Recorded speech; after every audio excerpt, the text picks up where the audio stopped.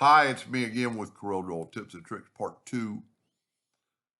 I wasn't going to really make a Part 2, but then somebody asked me a really pretty good question. They're trying to do what I'm doing, and they had a question about this right here. And I'm going to show them how you get there. But while I was playing with it, I decided just to take one of these and make it smaller, which is that star pattern. And, I said there's at least 3 ways to make this and probably 100 possibilities or more what you could put in here. You could actually expand this out where it overlapped those other ones pretty good. And then you could weld that and get a total different look.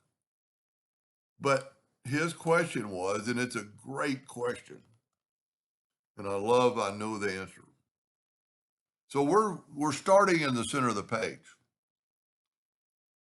When you do my next step, you need to get in the center of that one and the center of that one. Okay? Your square needs to be in the center of both those for this next step to work. The first one's real easy because we're in the center of the page. But if we take a square and start right there, whoop, I had to click off of it. If we take a square and try to get to that center, there's nothing there to stop us.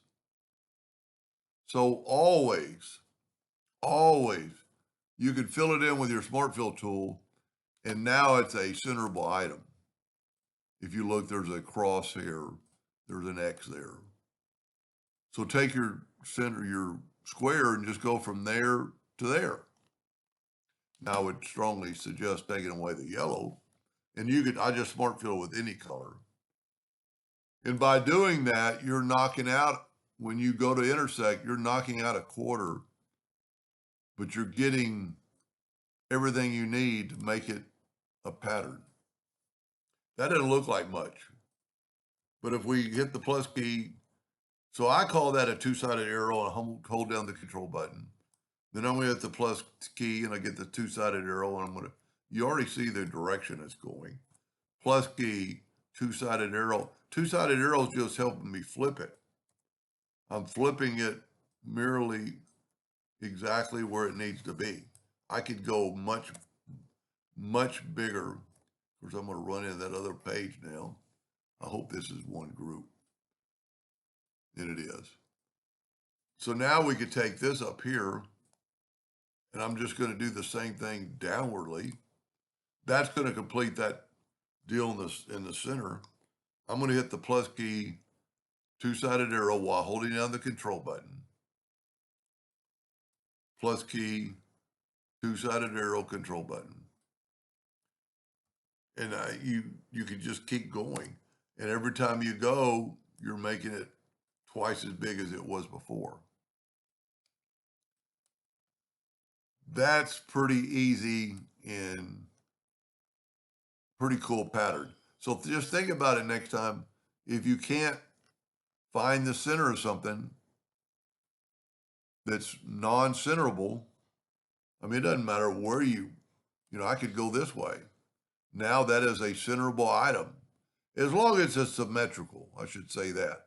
So I could have drawn the box from there to there. Of course, I made the yellow second, so I need to go object, order, back a page for you to see the red. But I could have started down there. I could start right there and just go up to there. Anyway, I hope that answered his question and gave you some incentive to give something like this a try. Anyway, so if you got lost how I made that, there's part 1.